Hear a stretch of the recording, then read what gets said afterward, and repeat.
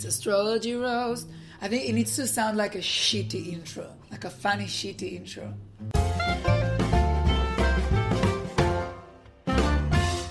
Hi everyone and welcome back to Astrology Roast. We are delighted to be with you yet again.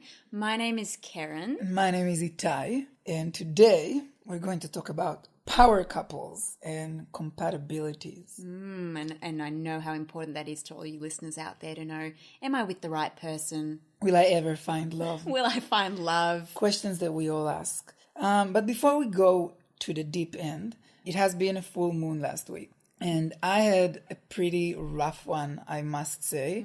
And I think we talked about we had an episode about the moon. I think it's episode 4. Check it out if you haven't listened to it.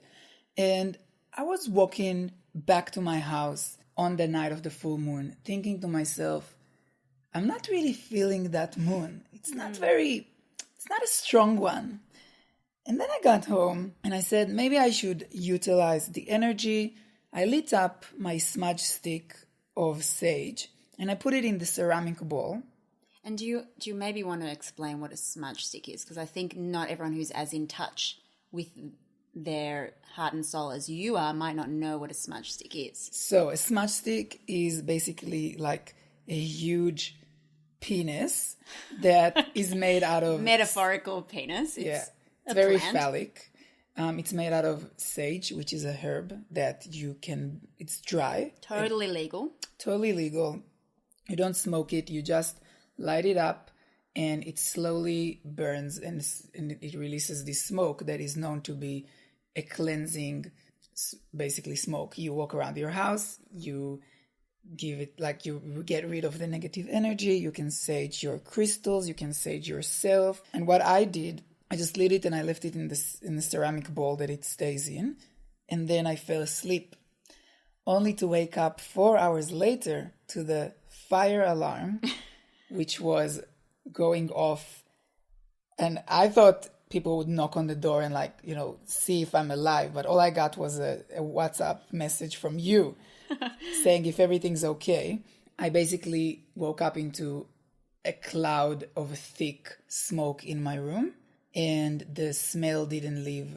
Still to this day, it's been 7 days, I've been sleeping in the living room. Only last night I went back into my room to reclaim my home, basically. And then I looked back and I was like, that was the full moon. I got a crazy message. I'm still trying to figure out what was this sage incident all about. What do I need to learn?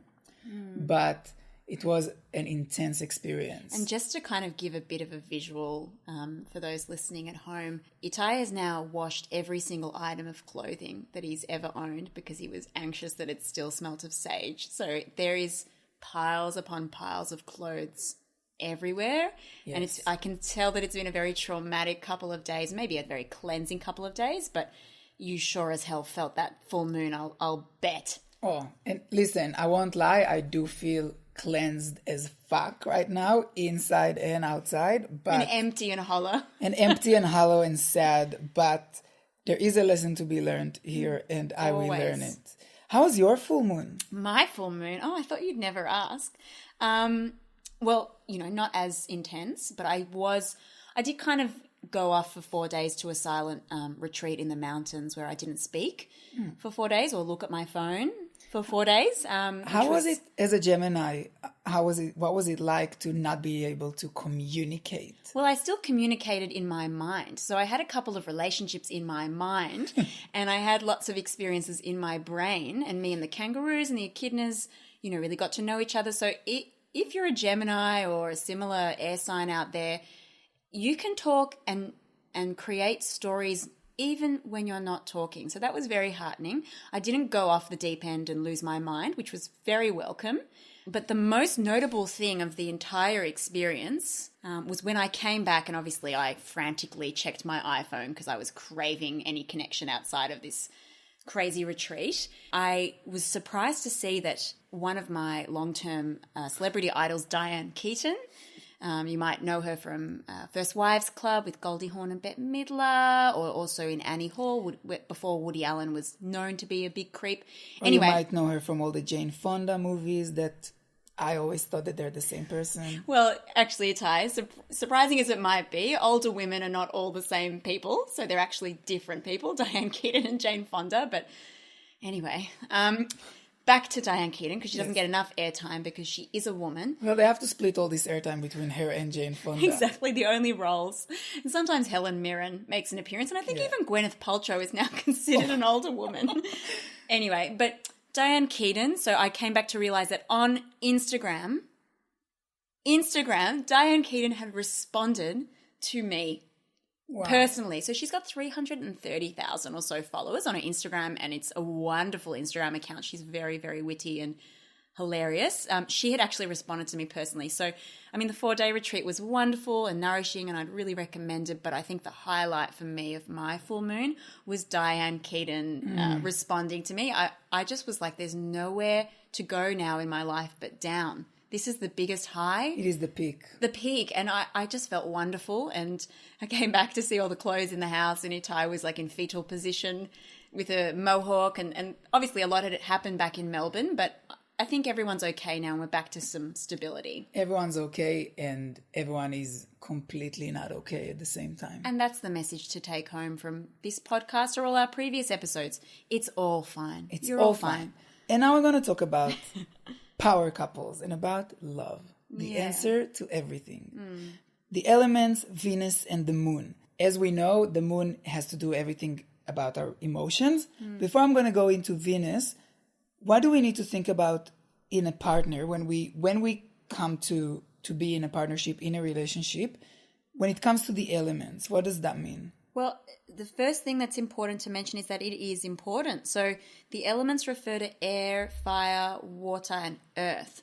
So recently a friend of mine, asked, is it Mercury retrograde? And me and my partner are just looking at purchasing a house. We're going to buy a home.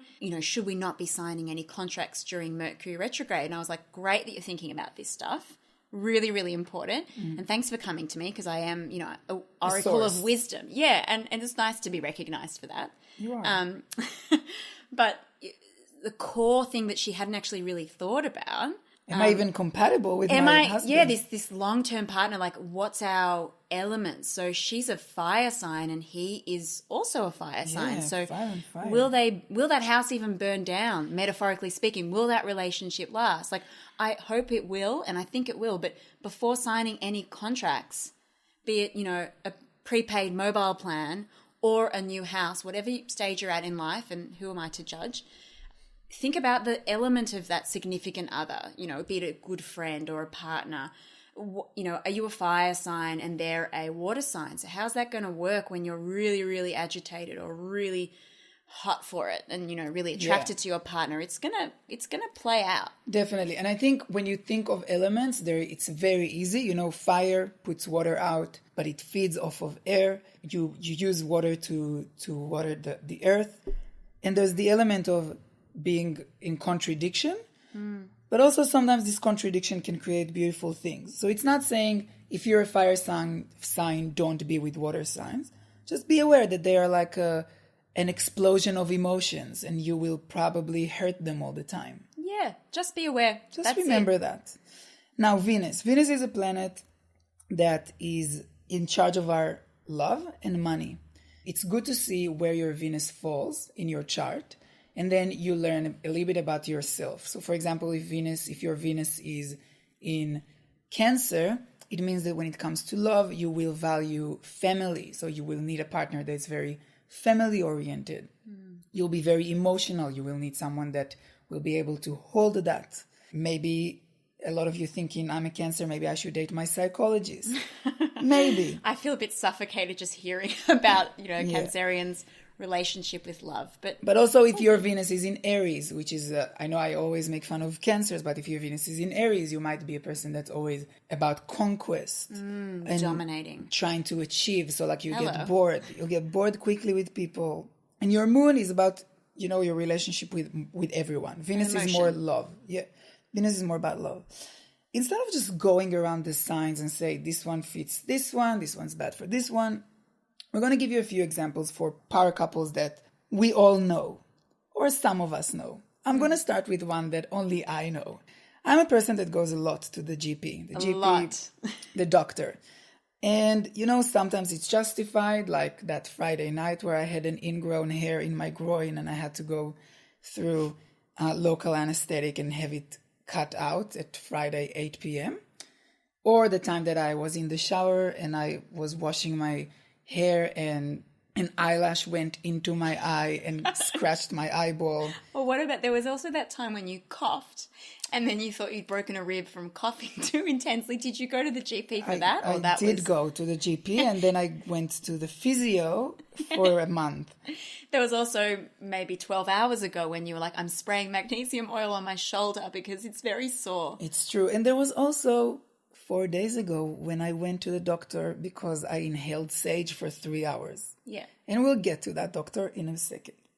So a while ago, I had a sty in my eye, and I went to the doctor, and I went in, and there he was, one of the hottest doctors I've ever seen, wearing a full suit.